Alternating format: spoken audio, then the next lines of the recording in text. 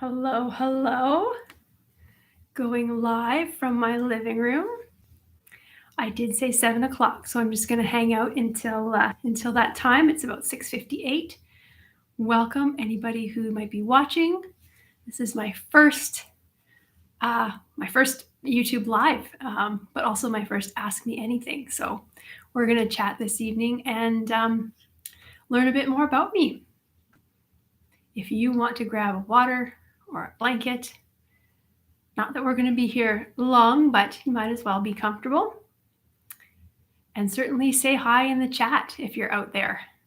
Let me know where you're watching from.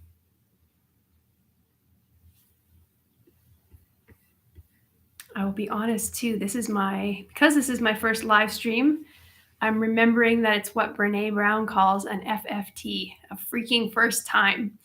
So while I am very tech savvy, there's new buttons and icons, and I need to learn what they mean.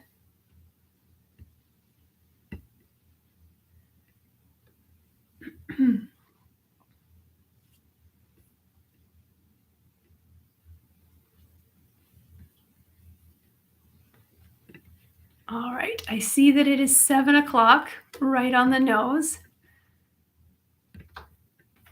I'm always one of those people in real life. I'm usually the one that's 10 minutes early.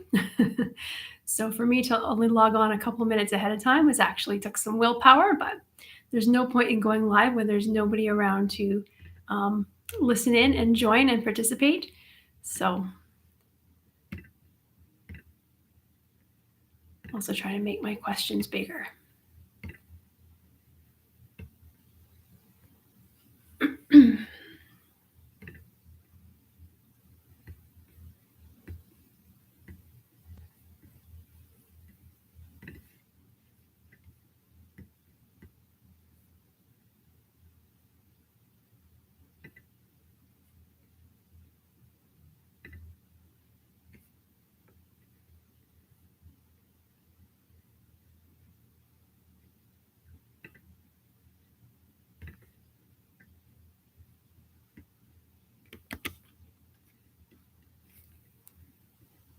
All right, we'll start in 1 minute. I think I've got pretty much everything ready.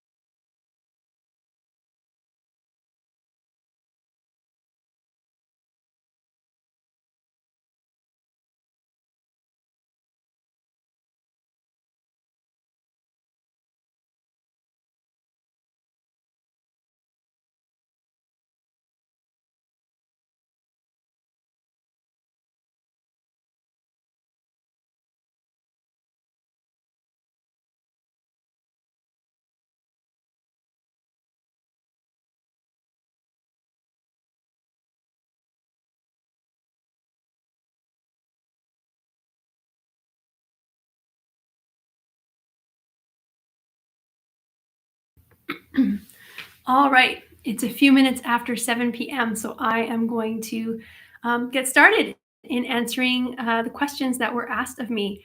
I decided to do my first ever Ask Me Anything. I am only a lowly photographer with just over 100 followers on each of Facebook and Instagram, but for me, that's a big deal. And I thought perhaps some of my newest followers would want to know a little bit about me, and perhaps my veteran followers would want to learn something new about me that maybe they haven't learned before.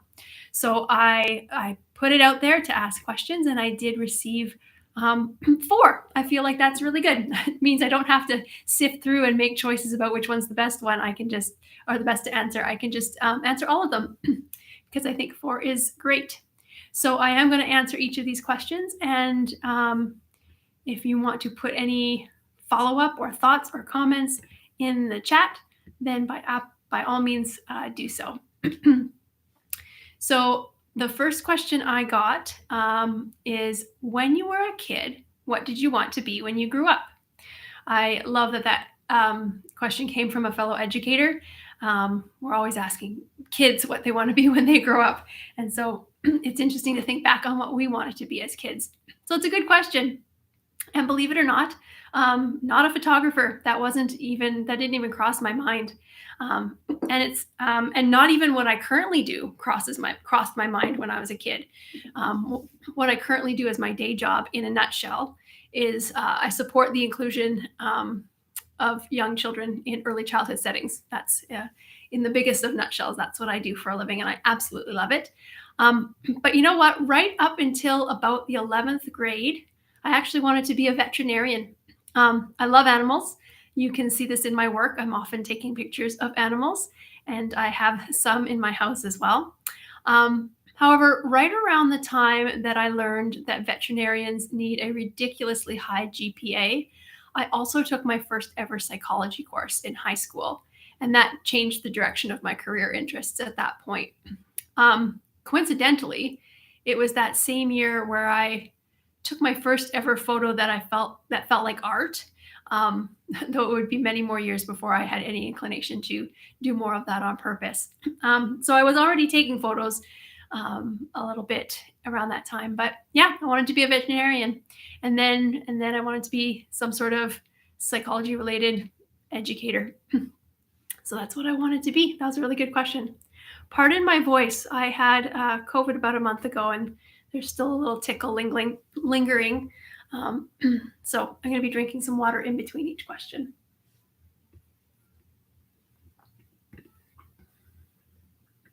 All right. Second question, kind of related to the first. Did you always want to be a photographer? No. So as mentioned previously, it did not even cross my mind as a career choice. And for a long time, like, I've been taking photos for a long time, but I kind of took them the way my dad took photos. He's kind of where I get my skill and my interest. And so I was taking photos of special events, family functions, family vacations, and lovely scenery or flowers or things that caught my eye. And so I've had a camera of my own since the age of 8, though I didn't get serious about creating works of art until around 2007, so nearly 20 years later. And even then, even in 2007, I don't know that I had any inclination to be a photographer. I think I started weaving kind of photographer into my overall identity around 2010, 2011, when I started selling pieces, cards, prints, calendars, those kinds of things. I love seeing my work printed. I get a print back and I look at it like, wow, I took that. And it blows my mind every time. So no, I didn't always want to be a photographer, but now that I am one, I want to always continue to be a photographer. That is a great question. And these next two questions are also kind of related to each other. So I got a great question. What was that one picture which you still can't believe you got? There's probably a few, but I'd say that the photo is this one here. I'll show it to you. Many of you have probably seen this. This was at Abraham Lake here in the Rocky Mountains in Alberta, and it was my first ever trip to Abraham Lake. So I went in January, having heard about the bubbles that form under the ice. So you can I'll bring that back, so you can see those blobs there on the under the ice. Those are methane bubbles, and that's there's a couple lakes in the Rocky Mountains that do that. And so this was just a day trip. This was several years ago. I kind of left Edmonton at 6 a.m., arriving to Abraham Lake around 10:30, and I explored the bubbles during the daytime, kind of got myself familiar with the lake as I'd never been there before.